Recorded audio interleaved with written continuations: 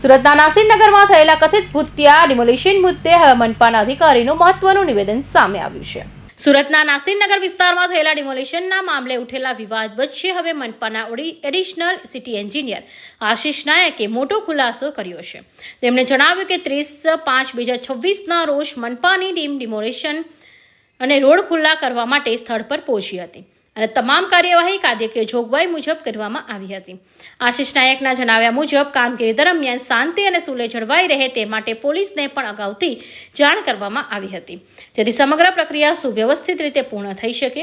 તેમણે સ્પષ્ટ શબ્દોમાં કહ્યું કે આ કોઈ ભૂતિયા ડિમોલિશન નથી, પરંતુ નિયમ મુજબની કાર્યવાહી છે.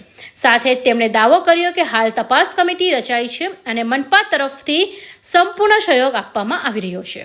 હું આશિષ નાયક, એડિશનલ સિટી એન્જિનિયર, સુરત મહાનગરપાલિકાના સેન્ટ્રલ ઝોનના વડા અધિકારી તરીકે નાસીરનગર વિસ્તારમાં કરવામાં આવેલી કાર્યવાહી અંગે છેલ્લા કેટલાક દિવસોથી વિવિધ સોશિયલ મીડિયા પ્લેટફોર્મ, કેટલાક સમાચાર માધ્યમ અને અન્ય માધ્યમો દ્વારા પ્રસારિત કરવામાં આવેલ ભાવનિક માહિતી અંગે જણાવું છું કે નાસીરનગર તરીકે ઓળખાતા વિસ્તારમાં સુરત મહાનગરપાલિકાની ટીમ તારીખ 30/5/26ના રોજ ડિમાર્કેશન અને રોડ ખુલ્લો કરવાની કાર્યવાહી માટે ગયેલ હતી, જે સુરત મહાનગરપાલિકાના હક સંપૂર્ણપણે કાયદાકીય જોગવાઈ અને પ્રવર્તમાન નિયમો અનુસાર હતું અને આ કામગીરી માટે સુરત મહાનગરપાલિકા સંપૂર્ણપણે અધિકૃત હતું. જે કાર્યવાહી દરમિયાન સામાન્ય સુલેહ અને શાંતિ જળવાઈ રહે તે માટે પોલીસ વિભાગને રૂટીન જાણ કરીને જરૂરી સહયોગ પણ પ્રાપ્ત કરવામાં આવ્યો હતો.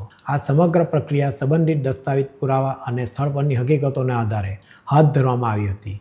આ કોઈ ભૂતિયા ડિમોલિશન નથી, પરંતુ કાયદાકીય પ્રક્રિયાના ભાગરૂપે થયેલ કાર્યવાહી છે. આ કામગીરી દરમિયાન થયેલી ઘટનાને લઈને માનનીય મ્યુનિસિપલ કમિશનર દ્વારા એક તપાસ સમિતિની રચના કરવામાં આવી છે. ડિમોલિશન સંબંધિત તમામ મુદ્દાઓ અંગે નિષ્પક્ષ તપાસ ચાલી રહી છે. આ તપાસ પ્રક્રિયાને સંપૂર્ણ સહયોગ અમે આપી રહ્યા છે. તેમ છતાં દુર્ભાગ્યવશ કેટલાક કહેવાતા આગેવાનોએ આ મુદ્દાનો દુરુપયોગ પોતાના અંગત સ્વાર્થ અને રાજકીય લાભ માટે કરી રહ્યા હોય તેવું જણાઈ રહ્યું છે. માટે સોશિયલ મીડિયા ઇન્ફ્લુએન્સરો તથા બિનઅધિકૃત મીડિયા દ્વારા અધૂરી, એકતરફી અને ભ્રામક માહિતી પ્રસારિત કરવામાં આવી રહી છે. આવી માહિતીના આધારે સુરત મહાનગરપાલિકા તથા તેના અધિકારીઓ અને કર્મચારીઓ વિશે ગેરસમજો ઊભી કરવાનો પ્રયાસ થઈ રહ્યો છે. આ ઘટનાથી એસએમસીના અધિકારીઓ અને કર્મચારીઓ ઉપર સતત માનસિક દબાણ, જાહેર આક્ષેપો તથા એકતરફી પ્રચારના કારણે પ્રતિકૂળ પરિસ્થિતિનું નિર્માણ થયું છે અને અમારા અધિકારીને બિનઅધિકૃત મીડિયા દ્વારા દબાણમાં લાવીને બોલવા પણ દીધા નથી.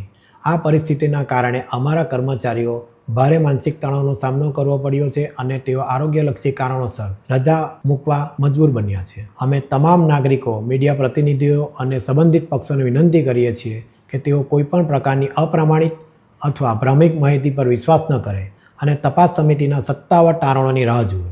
આશિષ નાયકે મીડિયા રિપોર્ટિંગ પર પણ સવાલ ઉઠાવતા કહ્યું કે કેટલાક મીડિયા તત્વો મુદ્દાને ખોટી રીતે ચગાવી રહ્યા છે અને એકતરફી માહિતી રજૂ કરી રહ્યા છે, જેને કારણે અધિકારીઓ પર માનસિક દબાણ ઊભું થઈ રહ્યું છે.